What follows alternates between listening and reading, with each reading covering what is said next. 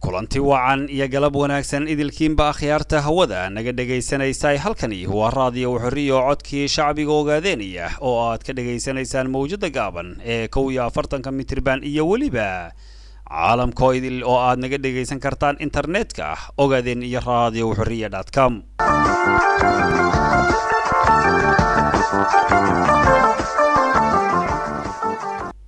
saacada afrikada bari hadda dhageystayaal waxa ay tilmaamaysaa 5tii galabnimo oo buura ah waana xilligaynu hawada ku kulmi jiray aayadihii quraanka kariimka ayaan idaacadeena ku bilaabanaynaa قد خسر الذين كذبوا بلقاء الله حتى إذا جاءتهم الساعة بغتة قالوا يا حسرتنا على ما فرطنا فيها وهم يحملون أوزارهم على ظهورهم ألا ساء ما يزرون وما الحياة الدنيا إلا لعب ولهو وللدار الآخرة خير للذين يتقون أفلا تعقلون الله إنه أنفع دقيستيال إنتانا وحي نوغو دماضي آياته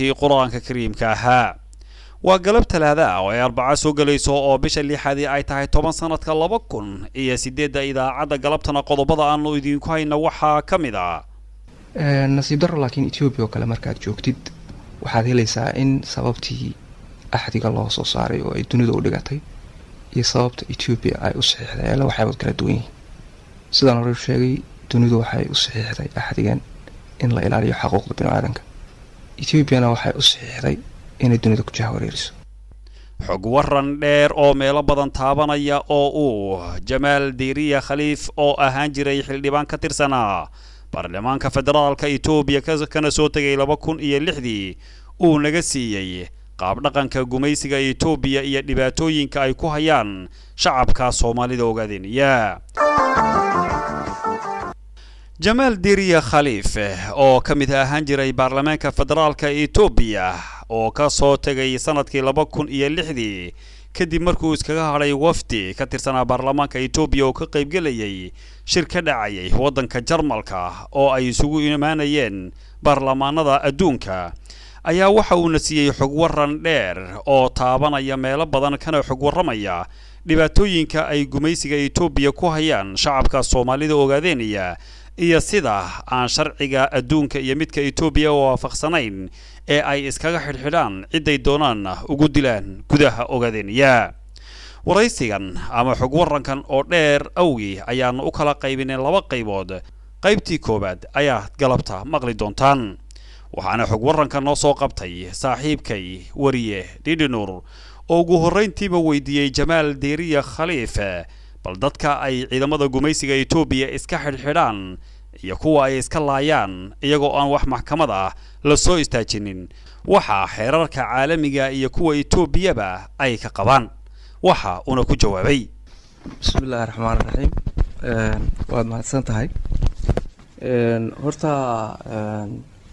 guud ahaan su'aashan hadda ay weydiisay hadii aan kaaga jawaabo waxa jira axdiyo aad u tiro badan oo caalami ah oo loogu talagalay in lagu ilaaliyo xuquuqul insaanka dawladdan ama wadankan Ethiopia uu qayb ka yahay oo uu saxiixay ama ah wax universal declaration oo ma caalamku dhan uu isla gartay oo wadanku ama ha saxiixo ama yaanu saxiixin ku ah in uu maaragtay ilaa tixgeliyo hadii uu saxiixay hadaan saxiixin doona nasiib wanaag Ethiopia axdiyada caynkaas dhamaantood wayba saxiixday oo qalinka ay ku dugtay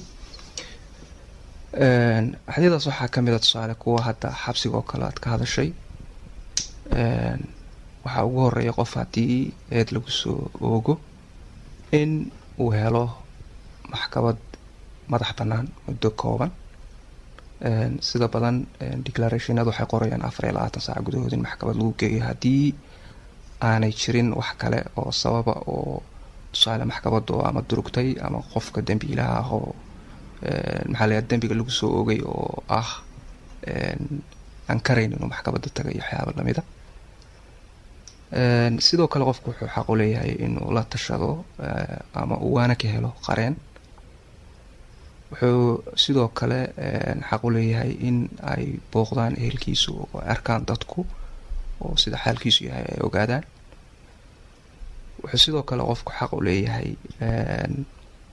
inaan lagu khasbin dambi ama la garaacin ama la jirdelin oo la cabsi gelin. dhammaan waxaasoo dhan axadiyo caalami ah oo wadamada kala duwan ku khasbaya in ay dadka maxbuusyada ah ay kula macaamiloodaan ayaa jira. waxaa ugu weyn sidoo kale qofka waxaa loo qaadanayaa mar walba inaanu ahayn qof aan dambi gelin ilaa iyo wax ku cadaynaya la helo. marka inuu qof yahay aan dambi gelin ayaa la rabaa marka ugu horeysa. waxaa ugu yar qofka inaad u sheegtid sababta eedda loogu soo ogay ama waxa uu xidhan yahay in loo sheego. nasiib darro laakiin Ethiopia oo kale markaad joogtid waxaad helaysaa in sababtii axdiga loo soo saaray oo ay dunida u dhigatay iyo sababta Ethiopia ay u saxiixday la waxay kala duwan yihiin. sidaan hore sheegay dunidu waxay u saxiixday axdigan in la ilaaliyo xuquuqda bini'aadamka. Ethiopia waxay u saxiixday inay dunida ku jahwareeriso. tusaale haddaad tiraahdo nin Ethiopiana aan iraahdo nimankan wayaanaga iminka meesha ka talinaya xuquuqul insaankii baadnaan ilaalinayo waxyaaba lamida. waxa koobaad uu la soo boodayo waxay tahay inuu ku tuso waraaqo axdiyo ku qoran yihiin iyo dastuur si fiican loo qoray oo ay ku qoran yihiin waxyaabo ka hadlaya xuquuqul insaanka. sida badanna wayba u shaqaysay baa la oran karayaa oo dunida dad badan baa waxay ku tusayaan dastuurkaas oo oranaya Ethiopia waxay xibin ka tahay axdiyada caalamiga xuquuqda lagu ilaaliyo oo hore u saxiixday constitutionkeeda. waxaan oran karaa waa kan ugu tirada badan adduunka, waa kan ugu hadalka badan marka la eego xuquuqda insaanka. mudaan u malaynayo qodobaan u malaynayo 40 inay ka badan yihiin oo waxa jira ka hadlaya xuquuqul insaanka oo siyaabo qurux badan loo qorqoray. يعني waa Ethiopia dhexdeeda macnaha ama dastuurka Ethiopia iyo ilaa 40 kaas oo ay ku qoran yihiin waa sidaas. wadamada kale waxay leeyihiin waraaqo ka gooni ah oo ka baxsan waxa la yiraahdaa proclamation kala duwan oo iyaga xuquuqaadka lagu qoray. laakiin wadankan wuxuu gooni ka yahay gaar ahaan axdiga hadda ugu dambeeyay ama maxaa la yiraahdaa dastuurka hadda ugu dambeeyay waxay ku qoreen hadallo aad u tiro badan oo ilaa 40 qodob gaaraya oo ka hadlaya xuquuqul insaanka. marka waa taastaan u leeyahay waa dastuurka adduunyada ugu hadalka badan marka laga hadlayo dhinaca xuquuqda. laakiin tixgelintiisa marka la eego waa dastuurka adduunyada ugu macnaha daran. marka runtii mashaakilkaas waa mid ku baahsan wadankan Ethiopia haba ugu darnaado ogaadenya. sida badan waxyaabaha tacadiga oo ay sameynayaan waxay tilmaamaan oo kala tusaale waxaan ku jirnaa dagaal niman ma garanaysaa gooni goosataa baan la dirirnaa. marka waxaas hadda dadka soo gaarayna waa maaragtay collateral damage ama maaragtay wax ka dhashay dagaalkii aan galnay oo kale ama waxyeelada waxaa geysatay cid kale oo kale iyagoo maaragtay sheegaya. ayaad moodaa inay maaragtay sida badan dadka jahwareer badan ay geliyaan. laakiin xaqiiqdu waxay tahay dagaalka laftiisu wuxuu leeyahay axdiyo caalami ah oo qofku ama wadanku uma dhaqaaqi karo xarigaa furan. xakama ayaa jira loo baahan yahay inaad ku dhaqanto haddii dagaal dhaco. waxaa lagaga baahan yahay ummadda aan dagaalka ku jirin in la badbaadiyo. waxaa loo baahan yahay in la adeegsado awood macquula ama waxaan la yidhahdo maaragtay proportional forcega yidhahdaan gaaladu. waxaa lagaga baahan yahay ciddii ay danuub u qabsato ama ay ku xidhiidhiso danuubta noocaasa ama dadka ay la dirirayaan inay xiriir la leeyihiin in loola dhaqmo si insaantinimada iyo xadiyada caalamiga waafaqsan oo ah wixii aan hadda ka hor kaala hadlayay oo ahaa qofka in uu helo maxkamad madax bannaan, inaan la garaacin, inuu eheladiisa arko, in xakim la taliyo iyo waxyaaba lamida. laakiin ujeedadoo dhani sidaa ma aha. waxaad arkaysaa in la sameeyey gaajo iyo fakri gacan ku abuura ilaahay keenin ee iyagu ma garanaysaa ay gacmahooda ku sameeyeen si dadku u gaajoodo. macnaha ilaahay ma keenin markaan leeyahay iyaga oo wadooyinkii xidhay oo deeqdii dunidu ay ugu deeqday dadka laga xidhxidhay, haddana ilaahay waa badbaadiyey baan oran karaa, weli dadkii waa noolyahay, laakiin iyagu qiyaastooda waxay ugu talagaleen inay abuuranto fakri iyo gaajo iyo aafo gacan ku samaysa.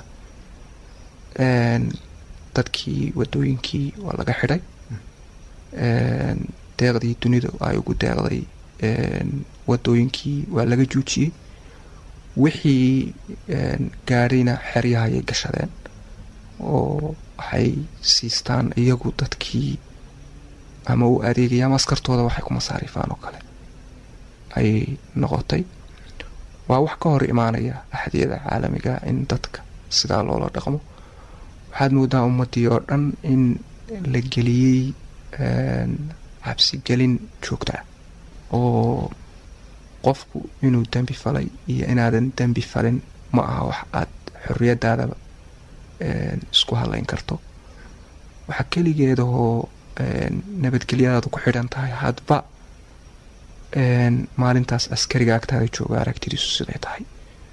maalintuu cadhaysan yahay inuu ku dilo, xabsiga kugu guro, hantidaada dhaco ayaa ku sugaysa. maalintuu xoogaa khamri iyo wax lamida ku dhufto iska fiican yahayn waxaa laga yaabaa inaanba maaragtay maalintaas aad badbaado qabto. waxaa soo joogay mararka qaarkood qof aada walwalsan inaad aragto oo ku oranaya ninkii amaarka ahay hebel aha maanta si xun buu ii dhigtay oo aada walwalsan. yani dhowrista keliyata uu soo dhowray buu markaa ku walwalsan yahay. ay taas waxa weeyaan qofku waxaad arkaysaa sababtuu walwalsan yahay in isaga oo xabsi iska un maaragtay iska dhalatay aanay ahayn. wuxuu ogyahay xaqiiqda ah qofka jiritaankiisu wuxuu ilaahay ka sokeeya gacanta ninka inuu ku jiro ee aanu ku jirin sharci qaran oo uu isku hadlayn karo. haddii ninkaasu uu damco uu dili karaa, haddii ilaahay ka badbaadiyana uu iska noolaan karaya. halkan kaa dhexgale waxaa jira dad fara badan oo yacni intii la qaado la iska xidho ama maxkamadba aan la keenin sidaan hadda horeba aan uga dhawaajiyey xeryaha ciidanka la iska geeyo. marka ama meesha lagu dilo ama maxaan dhahay lasoo wahay. marka saraakiisha ama dadka mas-uuliyiinta mas-uulka ah ee goobahaas jooga, maadaama aad tahay nin sharci yaqaan ah, maadaama aad ahayd weliba madaxa guddiga sharciyada ee baarlamaanka, maxay dadkaas maxaa ka qabtaa? sharcigu muxuu ka qabaa? waayada waxaan kuu sheegaya, waxaan kaaga waramayaa macnaha arriman haddan kuu sheegay oo dhan waa wax ka dhima shuruucda caalamiga. dhammaantoodna waxay ku safoobayaan dambiile dagaal. macnaha waxaan kuu sheegaya waxay ahayd sifayaalka dhan ah habka loo dhaqmo haddiiba dagaal dhaco, habka ay tahay in loola dhaqmo haddiiba qof civilian iska caadiyo uu dembi galo ama dembi looga shakiyo. dhammaantood waxay ku sifoobayaan dembiilayaal dagaal. waxyaabaha dembiyada dagaalka ka mida waxaa ah waxaan kuu sheegayo ahaatay minka cabsigelinta dadka, inaad is joogtaa cabsigeliso, inaad gaajo isku daydo inaad kulayso, inaad dadka xabsiga ku garaacdo, in dad badani lumaan, in ummado badan aad isku daydo in ay cararaan kadib markii aad maaragtay ku khasabto inay cararaan, in la adeegsado awood aan macquul ahayn oo keenta in dad masaakiine ay ku leedaan. waxyaabahaasoo dhan waxay ku sifoobayaan dembi caalamiya, khaasatan in la adeegsado awood ay ku leedaan dad masaakiina oo aan dagaal ku jirin, in dadka gaajo loo laayo, in aad sidaadaba ka dhigatid halkaad shiishka saaraysaa inuu noqdo dadka siviilka, dadka rayidka ah ee aan ku jirin dagaalka weeyaan waxa koowaad oo dadka lagu xukumo ama maaragtay loogu qabsado inuu dambiila dagaal yahay. waxyaabaha iminka dhacayna waa taas. dadka si fisikaala waa loo taarget gareeyay, maxaa la yihahdaa shiishkaa loo saaray oo xabad baa lagu laayay. intaa wixii ka soo baxsanaana waxaad moodaa in cabsigelin iyo xarig lala beegsaday. anigu dhaqan ahaan dee waddanka waan joogay, deegaankaas waxaad arkaysaa in ay dadkaba u arkaan inuu yahay waxa cadowga rasmiga ah ee la dirirayo. dhammaantoodna dareenka noocaasi waa mid ku safoobaya dembiyada caalamiga ah. waxaa jira xad kale dad fara badan, waxaa jira la iska xidho, loona xidho ama wiilkaagii ama walaalka ama inadeerka ayaa wuxuu ka mid yahay jabhadda xornimadoonka ee ogaadenya ee kasoo horjeeda Ethiopia. ruuxiina dee waxaa weeye markuu ruuxu 18 sano gaadhay, ruux walba wuxuu leeyahay aragtidiisa iyo garashadiisu iska leeyahay, isagu wuxuu jecel yahay raacay xisbigu raacayo iyo diintu doonahayo iyo wuxuu isaga xor u tahay. marka dad fara badan waxaa jira saas loo galay, ama guriyihii laga qaadanhayo ama loo waxaynhayo. marka bal xaaladaas laftirkeeda ka waran. horta waataan kuu sheego meeshii sharci ka jiro ayaa sharci laga hadlaa. mar horaan kuu sheegay Ethiopia axdigan iyadu inay dadka ku jahwareeriso iyay u saxiixatay, laakiin waxaan isleeyahay markii dunidu soo jeensato waxay noqon doonaan kuwo wax la iska weydiiyo. hase yeeshee waxaad moodaa dunidu xoogaa yara maanta inay saaqan tahay, laakiin waqtigu wuu iska imaanayaa oo danuubta caalamka dadkii galay waqtigii ku habboonaa markii uu dhashay waa loo wada qabsaday dhammaantood. tan ah qofka in loo qabsado dembi aanu gelin waa wax mamnuuc ah oo ku jira nidaamka Universal Declarationka dadka inaan ama si collective loogu qabsan dembi ay ashkhaas goonihi galeen. waxaanse isleeyahay aragtida noocaasi waa wax ugu yar oo oday wiilkiisa loo qabsaday waaba wax sahlan. laakiin waxaad arkaysaa deegaan danda degan oo ama lagu soo firsooxay qabiil ama jinsiyad oo loo qabsanayo dembi. xilliyada qaarkood waxaan joogay iyadoo aagga qabridaaran qoreey ay wadada meesha wax kaga dhacaan dadka degan oo dhan lasoo ururiyo oo lagu xukumayo lacago sida maaragtay 10,000 oo bir per action. fal kastoo dhacaba 10,000 oo bir inay baxshaan. waxyaabka sii lahayd waxay ahayd lacagtu xataa cidda gacanta ay u galayso iyo khasnad dowladeedu ay ku xaraynayso ma lahayn. nin walba oo askariga meeshu joogay ayuu wuxuu ka noqday madaxweyne, waayo iyaga laftooda u dhaqma sidii qabiilkii oo kale, waa dad sidii qabiilkii oo kale u abaabulan. marka nin walaaba oo reerka u dhashayba, Tigray u dhashayba, oo aag joogaaba meeshiisu iyo qabiilka wakiilkaga yahay madaxweyne ku yahay. yani waa ra'iisul wasaaraha gobolkaas. meeshaas ayuu ra'iisul wasaare ka yahay. asagaa ridaya, asagaa canshuurta qaada, asagaa dadka ganaaxa, asagaa laaya, asagaa maxkamada, asagaa boolisa, asagaa askari ah, wax walba asagaa ah. macnaha waxaan joogay waddanka oo kale, tusaale canshuur noocaas oo kale ama ganax noocaas oo kale nidaamka waddanka yaalla wax ku jiraba maaha. hadduu xataa jiro qofku tallaabada geystay ayaa loo qabsadaa, laakiin qabaa'il meel degan oo kale jabhad baa halkaas miina iigu aastay ama dad iga soo horjeedaan raadkooda meeshaa ku arkay in la isugu soo ururiyo oo lacag intaas leeg laga qaado waa wax aad iyo aad miran ah waxyaabka siileba waxay ahayd xilliga lagu beegay oo ahaa xilli ay abaar iyo faqri aad u tiro badan u joogo waqtigaas waxaan ogahay United Nations xuno inay ka qaybinayeen deegaankaas waxaan la socdaa xilliyada qaarkood sida la ii sheegay in dadku markii ay waayeen lacag ay baxshaan xoogay raashin oo ka soo gaaray hay'ad caalamiya inay dib u gadeen si ay u siiyaan canshuurtii ama xal yiraahdaa ganaaxii lagu xukumay oo kale waxaan ku tilmaamayaa waa wax aad u sahlan marka loo eego xabsi gelinta aadka u ballaaran oo dadka lagu hayo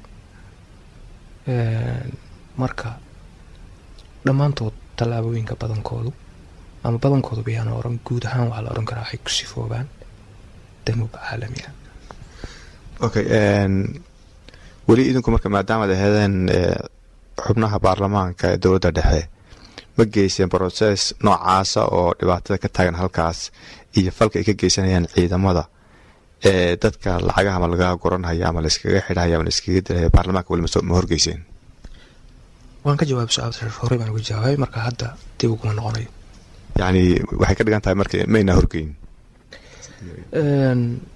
dabcan maana horgeyn mana suuroobaysa inaan horgeyno